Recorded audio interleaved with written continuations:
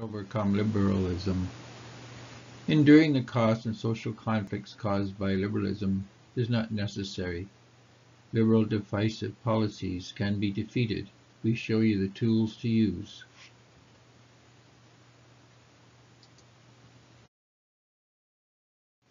The 5 tools that overcome liberalism. You have 5 powerful tools to use to help you overcome liberalism. This presentation will demonstrate how to use these tools to good effect. The 5 tools you have to use are your social network, your voice, your social media account, your business relationships, and your church. Introduction. Are you tired of liberalism? Are you fed up with its costs? Are you angry watching liberals tear down our institutions, traditions, and religion? Are you fed up with liberals promoting policies that threaten your security? Are you tired of being ridiculed by liberal governments and your motives questioned because you do not hate your past nor despise your culture? Are you tired of being treated as a second-class citizen because you dare to demand your government serve you, the taxpayer? You have the tools to change things. Empower your social network. Your social network is the most powerful force on the planet. This is why liberals have consistently worked to weaken and destroy our social networks. Everything meaningful that has been accomplished was achieved through mankind's social networks. Today, social networks are more powerful than ever. Social networks are the unit out of which civilization is constructed. Individuals can do little by themselves. The mass of humanity is simply an abstraction. It has no structure or organization. A social network is a group of people who help one another and trust one another and who work together. If people trust one another and help one another, a social network will emerge. Social networks make everything possible. Social networking makes any job progress favorably. When the formation of social networking is hindered, conflicts and divisions will occur, and the productivity of the group will decline. Your social network is the strongest tool in your arsenal for overcoming liberalism. Later on, we will discuss how to best develop your social network. Make your voice heard. The strongest tool liberals have is your silence. Liberals do not need you to support them. They need you to not oppose them. Do not be silent. You have a voice, use it. Write your representative with your concerns. Your representative is not going to respond to your concerns if he or she does not know what your concerns are. Vote during election time. Voting is another way of speaking out. Your representative cannot do anything for you if they are not elected. Help a conservative politician get elected. If a politician receives enough complaints, they know they must respond or lose to someone who will. It is not just numbers of complaints that matter, it is the consistency and constancy of the complaint. Keep the request simple so your representative knows what you want. Use your social media account. One voice does not carry, many voices speaking the same message will be heard. Your voice is your vote. Alone it may be ignored, but combined with many others it sends a powerful message. Write to the media and use social media. Use social media to send a strong social message, demanding change. Join groups that reflect your interests politically and socially, and demonstrate support for ideas that promote peace. Get involved in what people are doing to help reduce the impact of liberalism. Utilize your business relationships. Your business network is a powerful tool for change. Liberalism is not friendly to local businesses. Do not be misled. Liberalism is geared to globalized markets, that is, free markets, markets you do not control. Many local business owners do not understand the threat that globalism poses to the local economy. Liberalism is not friendly to local markets and local businesses. Learn more about how direct markets empower the local economy and local businesses. Help your local business network develop a direct market. Use your local network to help strengthen your local economy. Ask individual business owners how a global free market helps them grow their business. Likely as not, they see globalism a threat to their operations. Business networks are a powerful tool in the arsenal of patriots. Not only can your business network empower the local economy, it can be used to starve liberal parasites of the tax monies liberalism needs to finance its social agenda.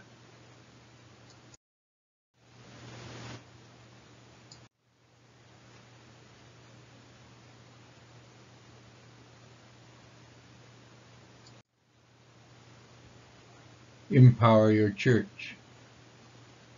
The church is an important, even central part of any strategy to eliminate liberalism. Liberalism is an implacable enemy of God's church and God's people. Liberalism has one intention only when it comes to God's church, and that is to destroy it. Liberal moral freedom and liberal economic freedom cannot be reconciled with a mandate of the church, which is to bring all people to God. We have two choices as God's people. We can try to pacify the demands of liberalism, or we can live as God intends us to. The two options are not reconcilable. To put on the whole armor of God is to resist the encroachment of Babylon. Babylon and liberalism are intrinsically linked. At the root of both you will find a desire to defeat the church and live by the lusts of the flesh. Putting it together. The church is not an afterthought or a marginal idea God tacked onto the core doctrines of Christianity as a kind of afterthought. The church is Christianity so far as its application is concerned. Without the church, Christianity has no meaning for mankind. The Bible is not about entertaining us with great stories. The Bible is not about how to meet once a week and have fun. The Christianity in the Bible is not a discussion about how to be a good citizen of Babylon, nor how to fit in with Lucifer's life plan. The Bible is a blueprint for the church, and the church is the culture of Christianity. It envelops the Christian. There is nothing outside the church that is godly. There is nothing inside the church that is liberal. The church must separate from the ungodly institutions of the world. We have the tools to accomplish this. Social positives is a doctrine that in Christianity nothing is outside the church and everything is inside the church. The church is sufficient for all of man's needs and was designed by God to be a total answer to Satan. The church. The church is not a place with open borders. Not everyone is welcome to come as they are.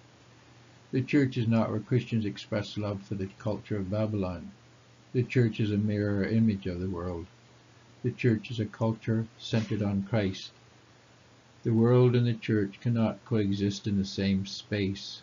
The church refers to all that which is not part of the world system of Babylon. The church is a social network. The way of this world is summed up in one word, liberal.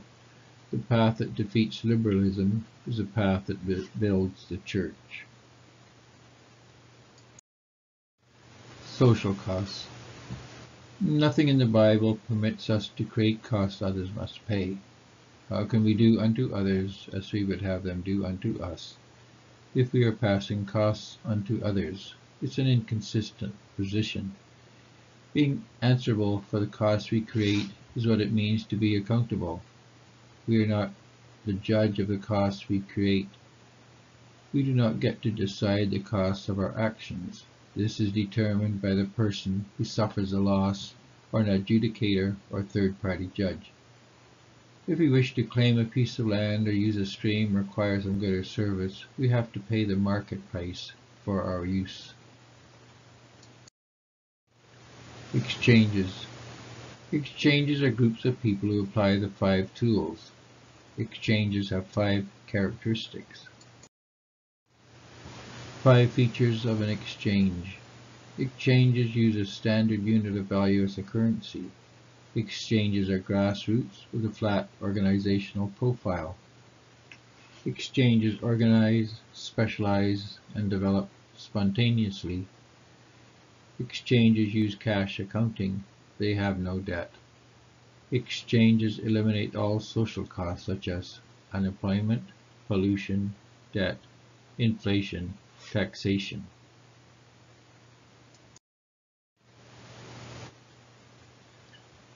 Standardized unit of value. A problem common to all economies is the failure to develop a standard unit of value for the expression of value. Exchanges use a currency created by the exchange based on a standard unit of value. This gives exchanges an advantage compared to any other economic model. Currency is the representation of value or equity.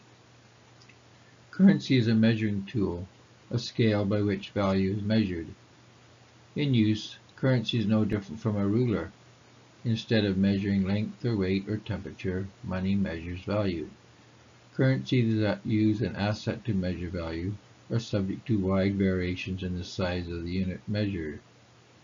Using gold, for example, as specie, is similar to using rulers made of bubblegum. The value of a car will change according to a lot of market values, but also according to the value of gold.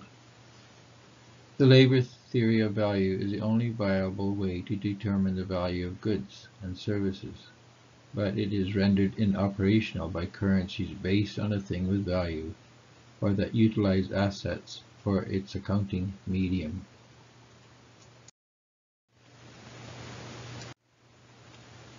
Grassroots. Social positivism is a belief in the need for objectivity and verifiability when it comes to determining what is true. Social positives promote grassroots, not-for-profit organization. Positive exchanges are direct markets operating according to the ideals of the social positives. All power originates at the base and flows uphill. No higher strata has any authority not assigned to it by lower authority. Any authority not specifically delegated to it by the lower level is not possessed. All authority exercised by any official or office occupying a higher administrative level must be specifically assigned to that office from the lower level. No cost can be delegated to any lower level not created by the lower level, and no higher authority can assign to any lower level any expense not created by that level or group. Spontaneous organization and specialization. Direct markets spontaneously organize. There is no need for anyone to supervise the process. Exchanges are a business model operating in direct markets as grassroots, decentralized operations, yet they retain full functionality. An exchange is the operational unit of a direct market. Once an exchange has been established, it grows by creation. Each exchange focuses on the supply and delivery of a particular product or service. If an exchange is created to supply quilts, as more persons join, it will at some point split into two or more groups. Each of the daughter cells will specialize in some way. As more and more people join, the groups will continue to grow and divide. This will create more and more specialization. Over time, this creates a complex economy. This creation of specialization creates economic development. All productivity increases are the result of specialization in the production process. Cash accounting. Exchanges produce no debt or liabilities. Direct markets use cash accounting and do not produce liabilities, such as necessitates double-entry bookkeeping. Double-entry bookkeeping is one of the worst inventions ever developed by mankind. When assets are used to capitalize an exchange, this increases the equity of the exchange. Preferred shares measure the equity in an organization. The exchange issues preferred shares equal to the value of the donation and issues these to investors.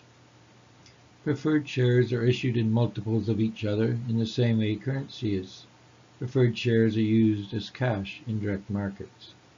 The accounting of an exchange is based on the flow of preferred shares, and so its transactions are cash-based, and its accounting is the basic cash flow accounting used by organizations that do not possess liabilities.